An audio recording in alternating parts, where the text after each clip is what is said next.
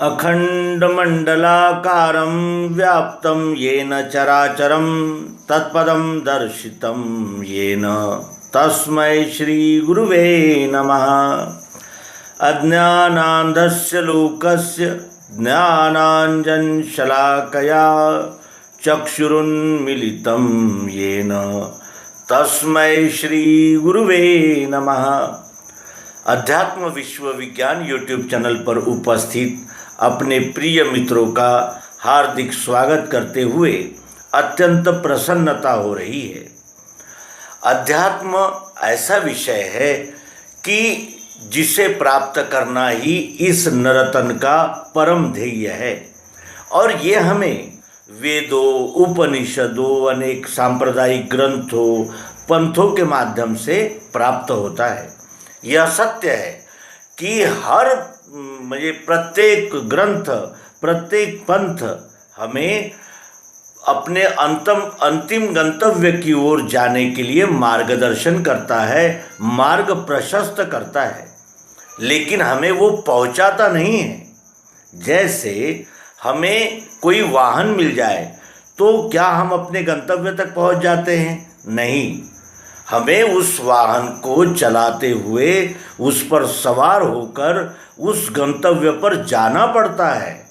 केवल वाहन मिल जाने से ही हम गंतव्य पर पहुंच जाएंगे ये निश्चित नहीं कह सकते। उसी तरह वेदों, उपनिषदों, ग्रंथों, पंथों, संप्रदायों में उपलब्ध जानकारी हमारा मार्गदर्शन करती है, हमें एक एक रोड का दर्शन कराती है, लेकिन हमें मंजिल तक नहीं पहुंचा पाती। क्यों? क्योंकि वो शब्दों में होता है।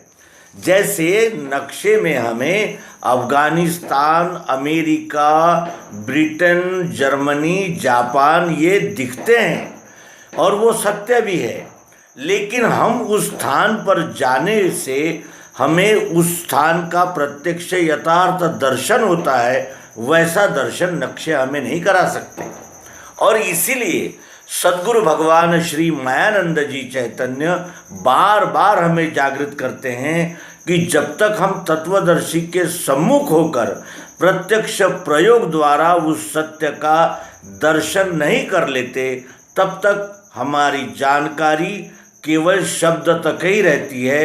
शब्दों के आगे अनुभव होता है और अनुभव से ही हमें स्थायी समाधान की प्राप्ति हो सकती है। अन्यथा बातें और शब्द इस घेरे में ही घूमते रहने पर हमारा चित्त विभ्रांत हो जाता है। जैसे कुछ लोग विभिन्न तरह से अनेक ग्रुपों में जहाँ हम जुड़े हुए हैं, वो अनेक गीता के श्लोकों का उदाहरण देते हुए कहते हैं कि ये ऐसा नहीं है, ये ऐसा नहीं है, ये ऐसा नहीं है। तो कैसा है कहते ही फिर हमारी मति जो है वो विक्षिप्त हो जाती है। कैसा है कैसे कहें? क्योंकि शब्दों में तो सब कुछ है, लेकिन शब्दों का जब तक प्रत्यक्षीकरण नहीं होता तब तक हमारे संशय भ्रमों का निराकरण नहीं हो सकता, मन को स्थायी समाधान की प्राप्ति नहीं हो सकती और बुद्धि निश्चय में स्थित नहीं हो सकती। और जब तक बुद्धि निश्चय में स्थित नहीं होती, हमारे संशय भ्रमों का निराकरण हो ही नहीं सकता और फिर लौटकर बुद्धि ये कैसा है और वो कैसा है इसी चर्चा में लिप्त होती है और उससे न हमारा कोई समाधान हो पाता है, न हम किसी का समाधान कर पाते हैं। इसीलिए भगवान श्री मायानंद जी चैतन्य इन्होंने शर्करा का अधिष्ठान रखा और अधिष्ठान रखकर ही इस बोध को दिया, जिससे इस बोध को प्राप्त करने वाले लाखों लोगों का आज समाधान हो गया है।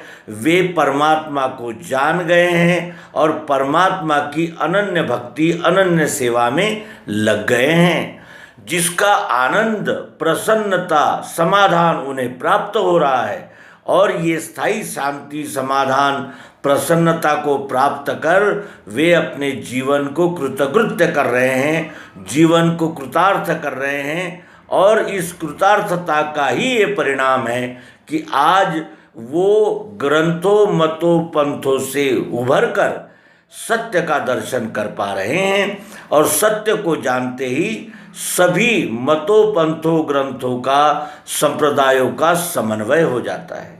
इसीलिए हम अपने सभी मित्रों से जो अनेक ग्रुपों में इस सत्य की खोज में लगे हुए हैं उनसे अनुरोध करते हैं कि वे अध्यात्म विश्व विज्ञान इस YouTube चैनल के सर्वांग योग एपिसोड्स को देखें, जानें, प्रत्यक्ष प्रयोग करके देखें, तभी उनका सब समाधान होना संभाव्य है। अन्यथा वे भी अनेक मतांतरों में भटकते रहेंगे और ऐसा है क्या, वैसा है क्या, वैसा होगा, ऐसा होगा, इन संशय भ्रमों के फेरे में पड़े ही रहेंगे। प्रस्तुत एपिसोड में हम अध्यात्म विज्ञान में जीवन दर्शन, यह स्वामी श्री जीवनानंद जी चैतन्य इनके ग्रंथ से शर्करा अधिष्ठान का महत्व जानने वाले हैं। शर्करा अधिष्ठान क्यों रखा जाता है, शर्करा अधिष्ठान से हमें कौन से बोध की प्राप्ति होती है और शर्करा अधिष्ठान ही हमारे मन बुद्धि अहंकार का संपूर्ण समाधान करने में सक्षम कैसे हैं, इसका यहाँ निर्णय हमें प्राप्त हो जाता है। चराचर सृष्टि के रूप में आदि मध्य अंत रहित अनंत कोटि विस्तार में दिखने वाला विश्व रूप ही परमात्मा है। विश्व से अलग कोई परमात्मा नहीं है। पुरुष एवेदम सर्वम यत् भूतम यच्च भव्यम, यह ऋग्वेद के पुरुष सूक्त का 10वां श्लोक इसकी ग्वाही देता है, इसकी साक्ष्य दे रहा है। ओम ब्रह्म वेदम ऋतम पुरुषात् ब्रह्म पश्चात ब्रह्म दक्षिणतश्चोत्तरेण अधश्चोध्वर् च प्रसृतम ब्रह्मैवेदम विश्वमिदं वरिष्ठम। यह मुंडकोपनिषद के दूसरे मंडल का ये श्लोक हमें उस विराट का दर्शन करा रहा है, विराट की ओर इंगित कर रहा है। ओम एतेदक्षरमिदं सर्वं तस्योपव्याख्यानं भूतं भवद्विषदिति सर्वं ओंकार एव यच्चान्यत्रिकालातीतं तदप्योंकार एव सर्वहेतद् ब्रह्मायमात्मा ब्रह्म। यह मांडुक्योपनिषद का पहले मंडल का दूसरा श्लोक उद्धृत करते हुए स्वामी कहते हैं कि भूत भविष्य और वर्तमान काल में रहने वाला जो दिख रहा है यह सभी विश्व ब्रह्म है। यह अविनाशी विश्व रूपी ब्रह्म है। यह पूर्व पश्चिम उत्तर दक्षिण ऊपर नीचे दाएं बाएं सब ओर व्याप्त है। विश्व ही वरिष्ठ ब्रह्म है। यह सब कुछ अक्षर रूप है। भूत वर्तमान भविष्य सर्व अक्षर रूप है। त्रिकालातीत और भी जो कुछ है वह संपूर्ण अक्षर रूप है। यह सब ब्रह्म है। यह आत्मा ही ब्रह्म है। ऐसा मांडुक्योपनिषद के उपरोक्त श्लोकों का सरल अर्थ है। वेद उपनिषद पुराण गीता आदि प्रमाणों से सिद्ध है कि विश्व ही विश्वरूप परमात्मा है। कितने ही द्रुतगामी वाहन से अनंत जन्म तक विश्वरूप के आदि मध्य अंत का पता लगाना चाहे तो भी संभव नहीं है। इसी कारण वेद ने यह सिद्धांत निरूपित किया है। ये पुरुषे ब्रह्म विदुः ते विदुः परमेष्ठिनम। अथर्ववेद का 10वें मंडल का 7वां श्लोक और सयश्चायम पुरुषे यश्चा सावा आदित्य, यह तैत्तरीय उपनिषद का 3रे मंडल का 10वां श्लोक। जो पुरुष ब्रह्म जान लेते हैं वे परमेष्ठी परमात्मा को जानते हैं। जो अंश रूप से पुरुष में है वही अधिक अंश से सूर्य में और पूर्णांश से विश्वरूप है। विराट विश्व के सबसे छोटे अंश को पिंड और अंश स्वरूप पिंड के सबसे बड़े रूप को विराट या विश्व कहा है। इस कारण पिंड ब्रह्मांड जीव और परमात्मा विश्वरूप की एक रूपता को प्रत्यक्ष देखने जानने का अपरोक्ष अनुभव करने के लिए विश्व में से कोई भी एक पिंड स्वरूप अधिष्ठान किसी भी वस्तु को प्रत्यक्ष अपने सामने रखना जरूरी है। कारण योग होने को प्रयोग करना जरूरी है और प्रयोग करने को पदार्थ या वस्तु प्रत्यक्ष सामने न हो तो प्रयोग नहीं हो सकेगा। अनेकेष्वेकत्वानुसंधानम योगः। अब प्रश्न उठता है कि प्रयोग अर्थात प्रत्यक्षीकरण के लिए कौन सा पिंड स्वरूप पदार्थ विश्वरूप की अखंड एकात्मता का दर्शन अनुभव होने के लिए सार्वदेशिक और सार्वजनिकता के लिए जरूरी है। तो वेद ने यह बताया कि संपूर्ण चराचर सृष्टि का मूल शर्करा है, उसका ही पिंड स्वरूप अधिष्ठान प्रत्यक्ष सामने रखकर यदा भूत पृथक भाव मेकस्थम मनुष्पश्यति तत् एवच विस्तारम ब्रह्म संपद्यते तदा। यह गीता के 13वें अध्याय का 30वां श्लोक उद्धृत करते हुए स्वामी जी कहते हैं कि इस प्रकार पिंड ब्रह्मांड का पूर्ण अनुभव अति सुलभता से हो सकता है। यदि शर्करा खंड न हो तो कोई अन्य पदार्थ अधिष्ठान भी रखा जा सकता है। मधुमत मूलम मधुमत शाखा मधुमत ग्रामा सम वीरधाम वभूव।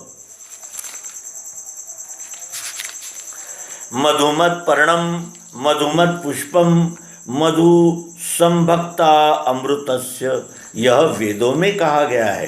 संपूर्ण चराचर सृष्टि की मूल तना, मुख्य शाखा, उपशाखा, पुष्प, फल सभी मधु अर्थात शर्करा रूप है।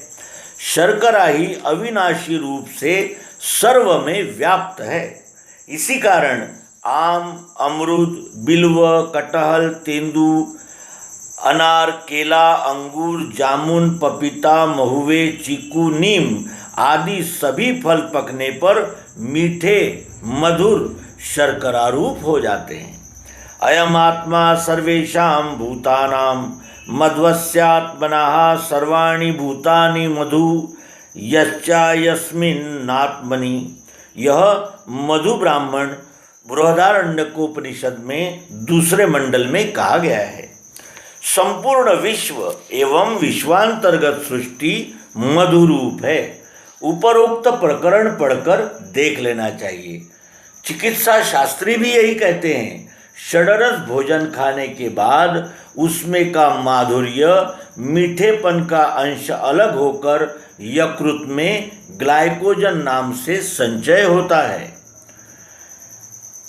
शेष रस रक्त मलादि बनकर अलग अलग स्थानों में जाता है।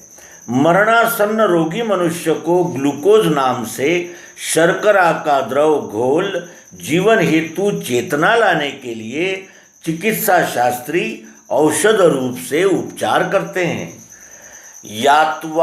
यात्यामाशय आहारः पूर्वं प्राण नीले ऋतः माधुर्यं फेन भावं च षडस्यो पीलभेत स। यह शारंगधर संहिता के 6वें अध्याय में कहा गया है। उपरोक्त अनेकों प्रमाणों से सुनिश्चित सिद्धांतानुभव है कि संपूर्ण चराचर सृष्टि का मूल शर्करा है। मधुवाता ऋतामय मधुक्षरित सिंधवाहा मधुमत पार्थिवम रजः। यह वेदों में कहा गया है।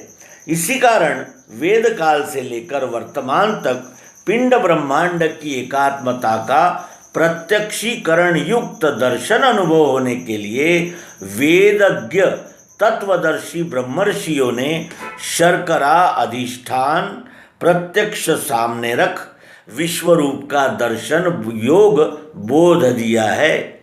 वर्तमान के अनुभवी पुरुष राम नाम लड्डू, गोपाल नाम खीर, कृष्ण नाम मिश्री घोर घोर पी।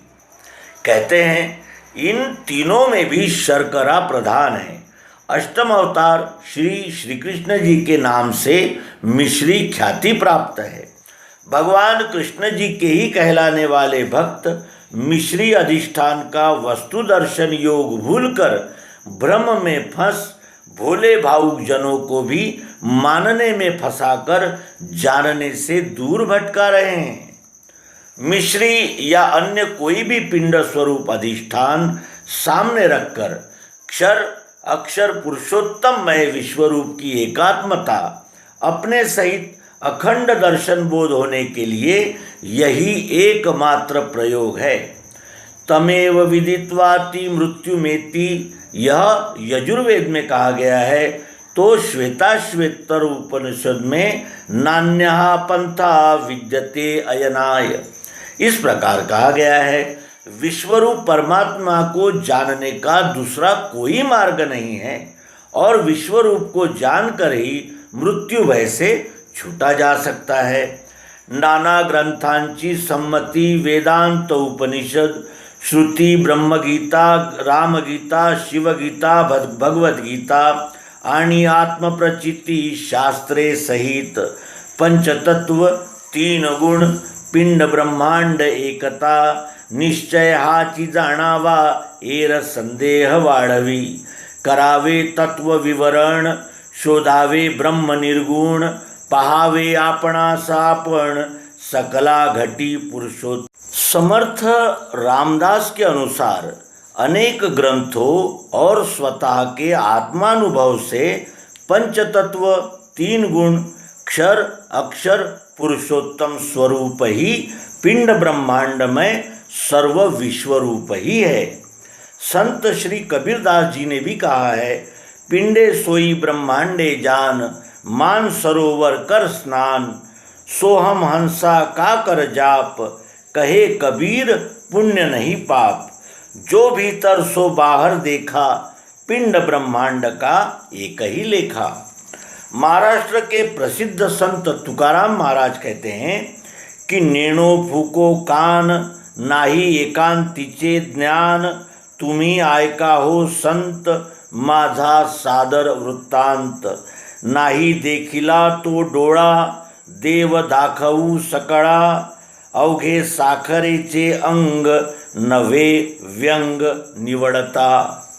इस प्रकार पिंड स्वरूप अधिष्ठान में शर्करा पदार्थ सामने रख विश्व ब्रह्मांड का संपूर्ण अनुभव यथार्थ दर्शन करने के लिए मानव मात्र के पास 5 ज्ञानेंद्रियां, 6वां मन, 7वीं बुद्धि और 8वां स्वयं जीवात्मा या जान है।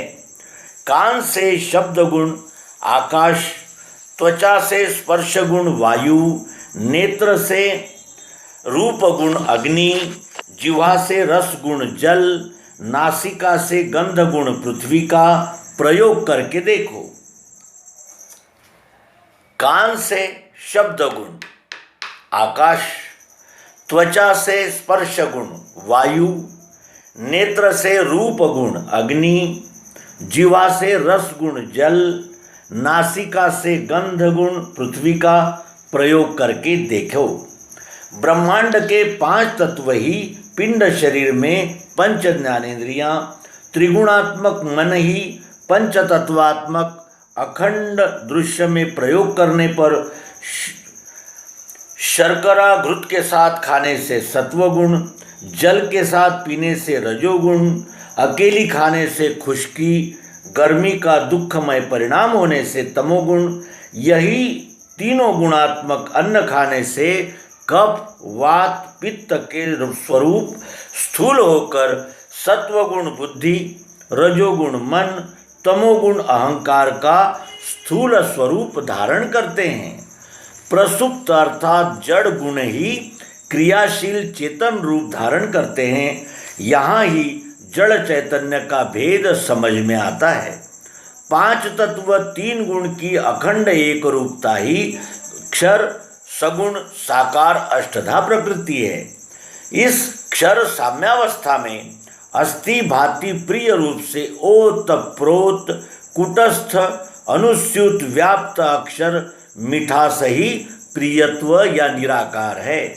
यह मिठास जीवा से लगने वाला जल का गुण रस नहीं, षड रसों में भी व्याप्त प्रिय भाव है।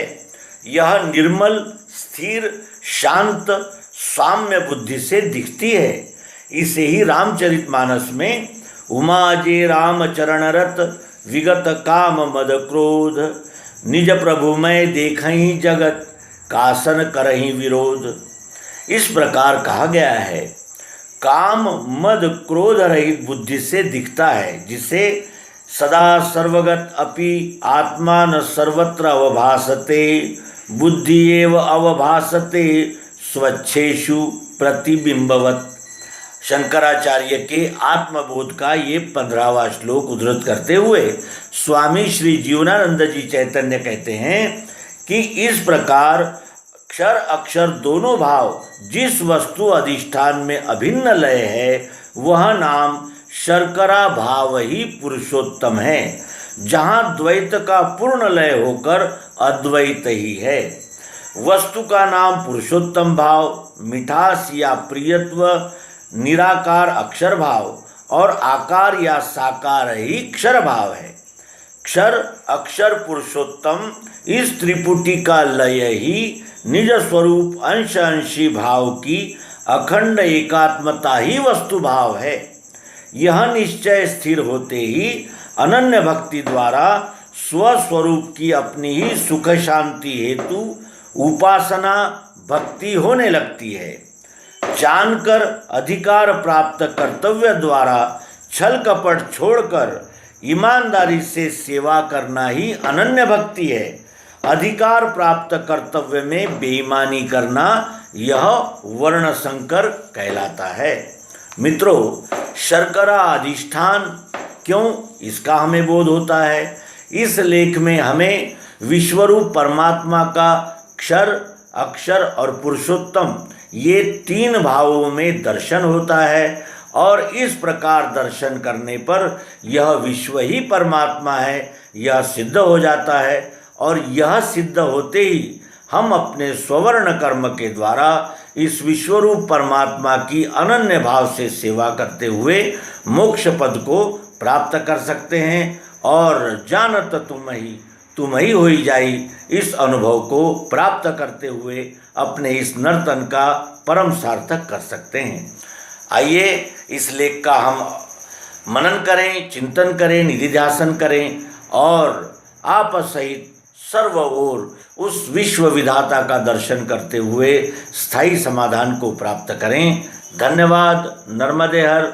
सद्गुरु भगवान की जय। विश्वरूप परमात्मा की जय। ओम शांति शांति।